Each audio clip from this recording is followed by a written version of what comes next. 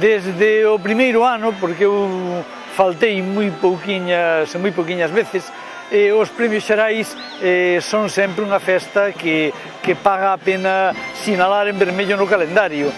A través dos premios xerais e dos premios Merlín pódese reconstruir e explicar unha boa parte da literatura galega da etapa despois da morte de Franco. É dicir, que pareceme que son un feito moi relevante. Este ano eu estou particularmente contento porque gañaron dúas mulleres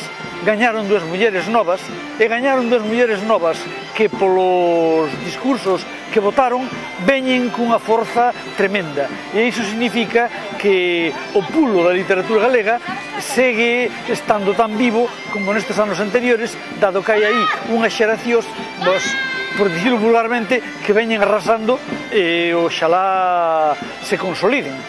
Primeiro, creo que é lóxico que aparecese unha nova xeración. É dicir, a xeración que teñen agora entre 30 e 40 anos, que son a xeración desde Regina Vega, Rosa Aneiros, a persoa que gañou este ano Yolanda Zúñiga, son xente que son unha xeración completamente distinta, por exemplo, do que representa a miña, e, por tanto, é lógico que traian unha ollada do mundo distinta, e que, ademais, como teñen moitísima preparación, moita máis que nós, que afronten o feito literario con as ferramentas que realmente están na vanguarda do panorama mundial. A ver, é que, si ben se mira, a fervenza de creatividade que hai en Galicia, tendo en conta que somos un país con 3 millóns escasos de habitantes dentro, ainda que fora haxa tamén ben deles, a vitalidade que hai na música,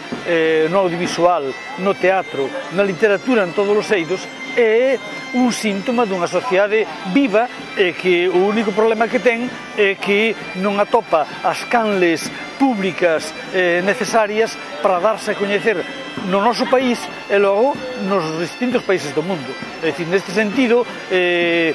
bótase en falta que as institucións encargadas de potenciar esta riqueza que nos singulariza